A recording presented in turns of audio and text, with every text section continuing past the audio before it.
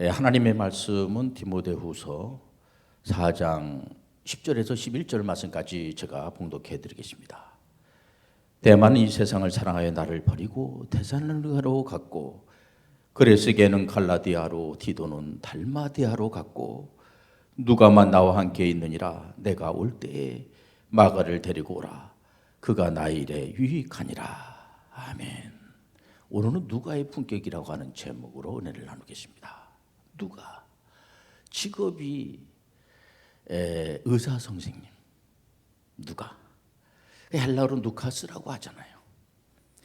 대체적으로 신구약 성경을 보면 신구약이 66권이잖아요. 그런데 66권 중에 구약도 그렇고 신약도 전부 유대인들이 썼어요.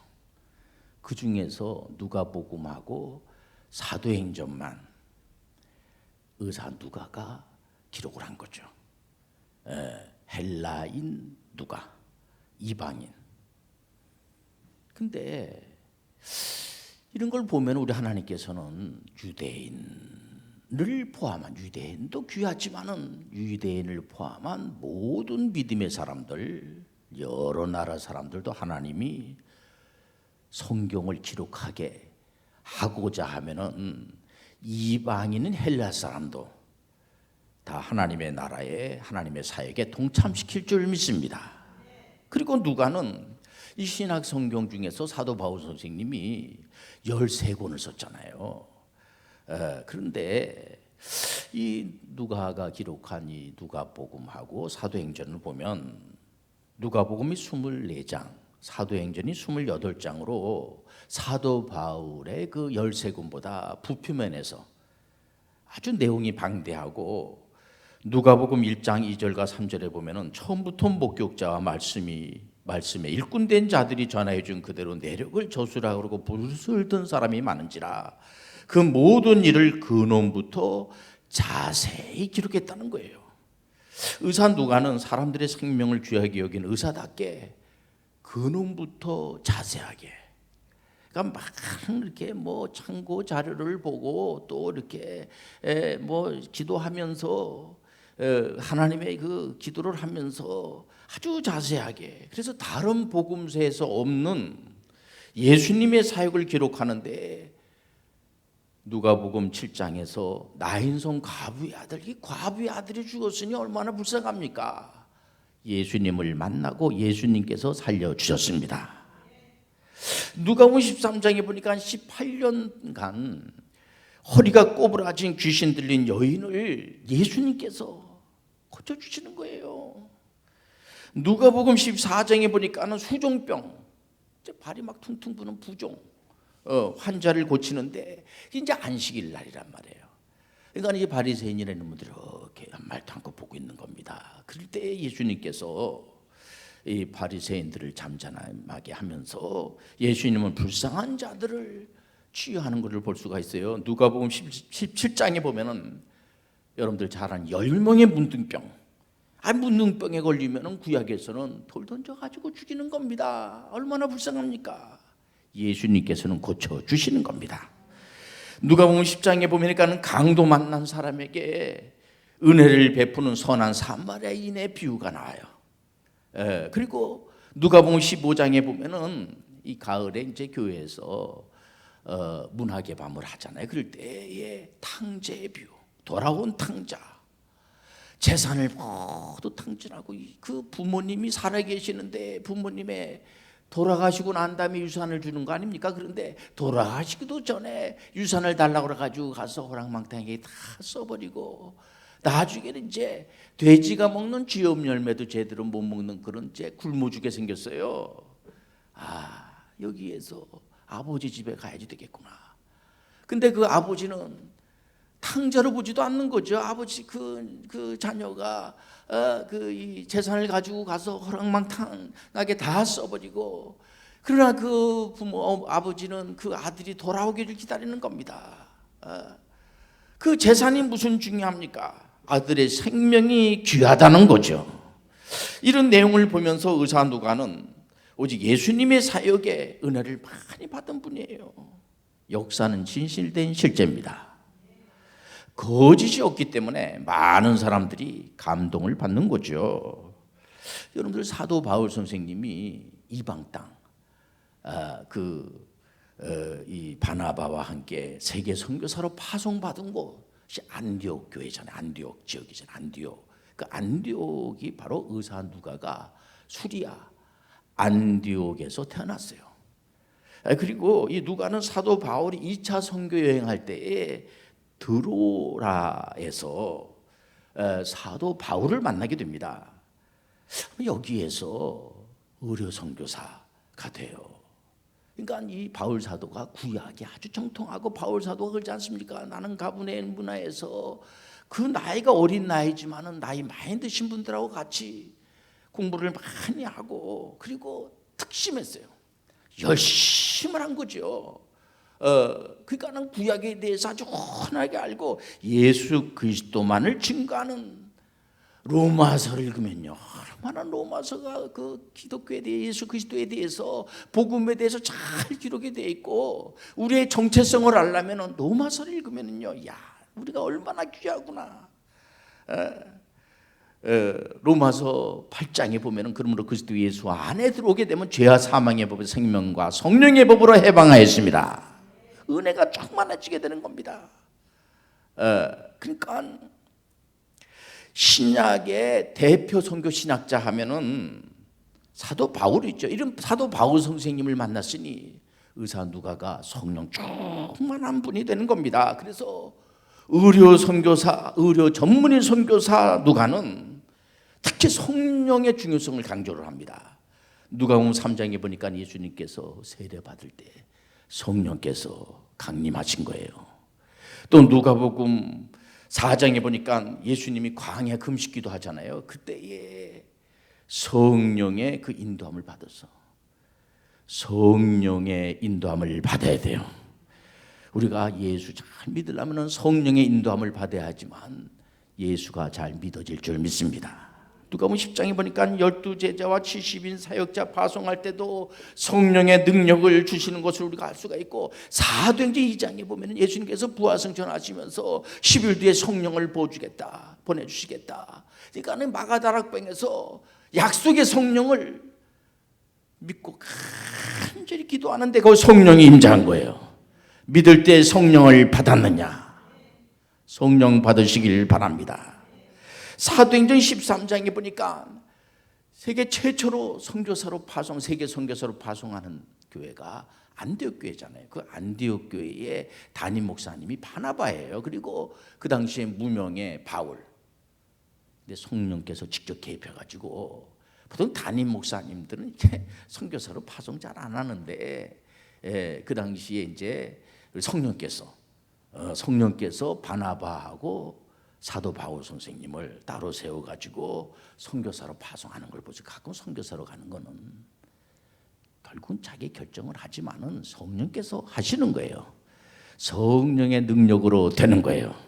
그러니까 사도행전은 성령행전이라고 하는 신약에서 유일한 초대교회 역사서라고 할 수가 있어요. 만약에 사도행전이 없었다라고 하면은 우리가 초대교회를 알 수가 없는 겁니다. 그래서 실제적으로 의사 누가는 사도행전이 1장에서 28장까지 있잖아요. 전반전에는 우리가 잘 아는 예수님의 그 수제자 사도 베드로, 이 사도 베드로가 대단하신 분이에요. 그 당시에 그 진짜 예루살렘 교회에, 물론 야고보가 이제 회장님이잖아요. 그러나 이 수제자로 사도 베드로가 얼마나 그 귀한 사역을 하는지 몰라. 이분도 하나님의 그 영을 받아가지고 이방인들에 가가지고 복음을 증거하는데 두려워하지 않는, 이 복음이 예루살렘에서 시작이 됐지만은 전 세계로 확장하는데 사도 베드로 큰 일 하신 분이에요. 그리고 이 후반장으로 가게 되면은 사도 바울에 대해서, 그러니까는 이 사도 그 당시에 대표격인 사도 베드로하고 사도 바울 선생님에 대해서 잘고 기록이 되어 있는 겁니다. 그렇기 때문에 이방 사역자로 택함을 받은 사도 바울의 사역이 얼마나 중요한지 몰라요. 우리 하나님은 유대인의 하나님만이 아니고 전 세계의 하나님이야. 온 인류의 하나님이야. 그렇기 때문에 창세기 때부터, 아브라함 때부터, 창세기 1장 1장부터 보면은 우리 하나님께서는 아담에서부터 시작을 해가지고, 물론 첫째 아담은 실패했죠. 그래 둘째 아담 예수 그리스도는 성공을 하신 거예요. 우리는 아담의 후예로 우리가 죄를 가지고 태어나게 되기 때문에 예수님께서 끝까지 필요한 거예요. 끝까지 우리 성령을 받아야 돼. 성경을 늘 묵상을 하셔야지 돼. 끊임없이 기도를 하셔야지 돼. 그렇기 때문에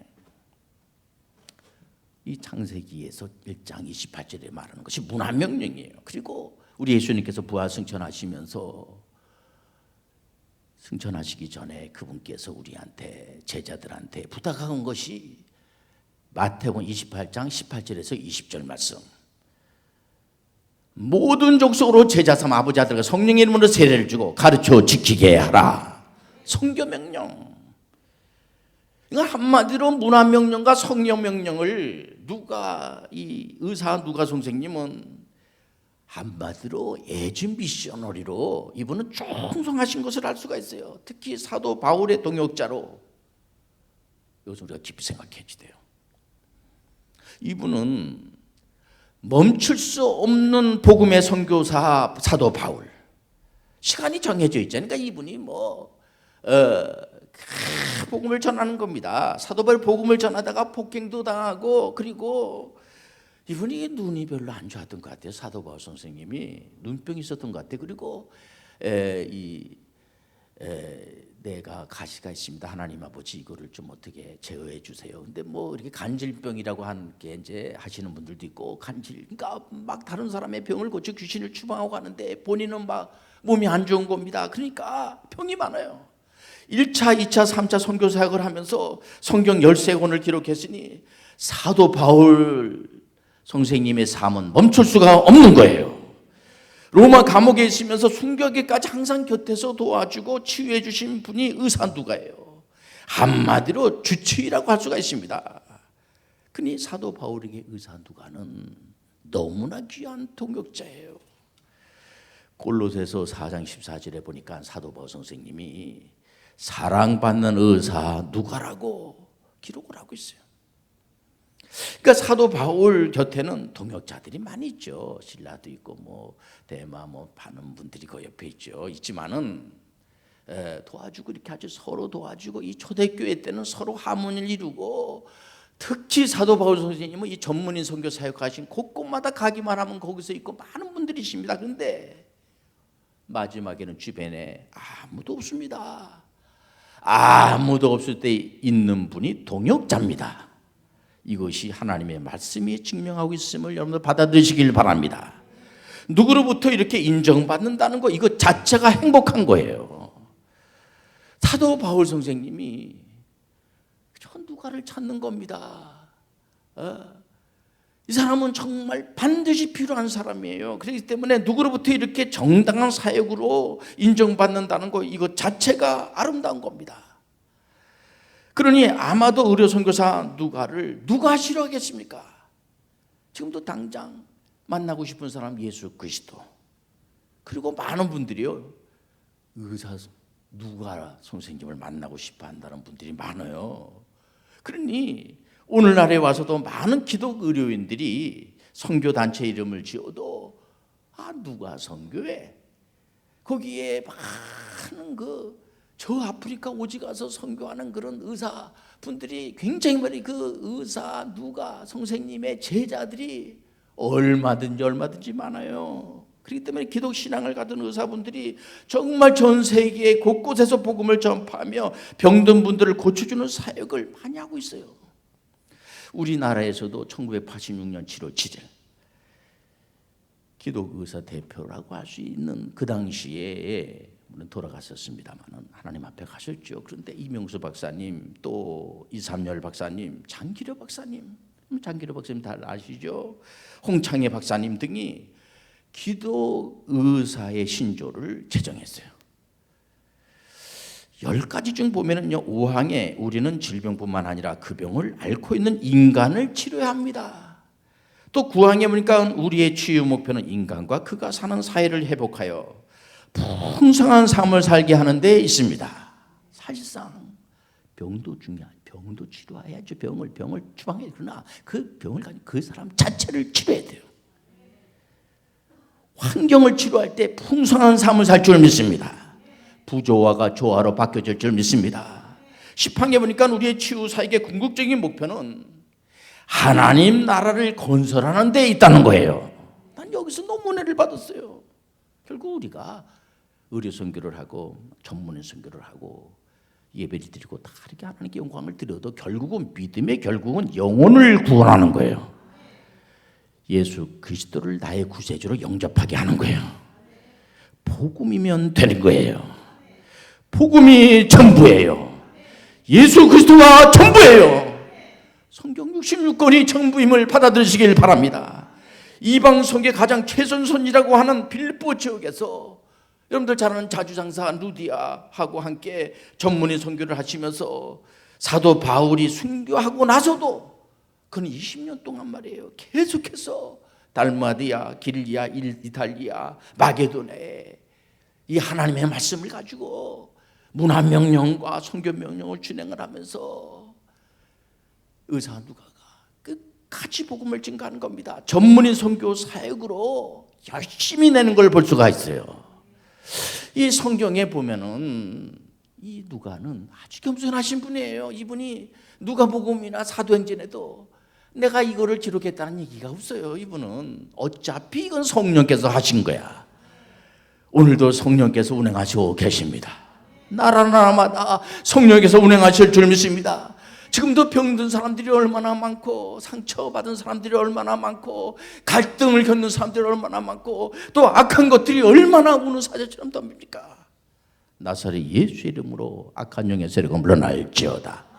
우리가 오늘날에 가서는 의료진들이 많이 발달이 되고 물론 못 고치는 병들도 많이 있죠. 그러나 의학이 많이 발달이 됐어요. 그걸 인정을 해야지 됩니다. 그런데 이제 이 병원군들도 이게 이제 개발이 돼가지고 병원군들끼리도 막 많이 생기는 게 이게 발생이 되면 또 막 연구해가지고 또 의료진에서 딱 의사 누가 같은 분들이 많아야지 돼. 그래서 우리가 이 병을 고칠 때 영적으로, 정신적으로 또 의약품을 통해서 이런 방법 저런 방법으로다가 다 이렇게 결국은 하나님 여러 가지 방법으로 다 하나님께서 영광을 받으시길 원합니다. 그렇기 때문에 의사 누가와 같이 복음에 아주 딱 뭉쳐 있고 이분은 특히 또 성령 충만하시고 기도도 많이 하시지만은 곳곳마다 선교단체 교회가 세워지는 걸 원하는 거예요. 교회가 무너지면 안 돼요. 지금도 많은 사람들이 교회를 세우기 위해서 기도하는 분들이 많아요. 많은 이 사역자들이 지금 전 세계 170개의 28,000명이나 우리 선교사들이 나가 있지 않습니까? 2030년도까지 100만 전문의 선교사들이 배출될 줄 믿습니다. 의사 누가 같은 분은 얼마든지 많이 필요할 줄 믿습니다. 우리 많은 사람들이 평생을 살아가면서 의미 있는 삶을 살아야지 돼요. 요즘 그래서 이 실버 미셔너리들 이제 은퇴하고 난 다음에 내가 뭘 할까 하는 분들이 나도 저 아프리카 가가지고 어린이 선교를 하고 저 내가 중동에 가가지고 무슬림들한테 복음을 증거하고 이런 분들을 많이 볼 수가 있어요 진짜. 그리고 나는 산업 현장에 가가지고 일을 하면서 돈을 벌면서 복음을 증거하고 이런 분들이 많이 계세요. 젊은 사람들 중에서. 하나님은요 그런 분들을 쓰실 줄 믿습니다. 일반 목회하시는 분들과 같이 연합을 해서 하나님의 나라 영광된 일에 다 동참하길 주 이름으로 축원합니다. 기도하겠습니다. 하나님 아버지 은혜를 감사합니다. 주께서 이런 누가 같은 분들이 의사 누가 같은 분들이 많이 나오게 도와 주옵소서. 주 예수 그리스도의 은혜와 하나님의 진한 사랑하심과 성령으로 동하시고 내주하시는 정이 오늘 예배드리는 모든 믿음의 권속들을 머리 위에 이제부터 영원히 함께 있을지어다. 아멘.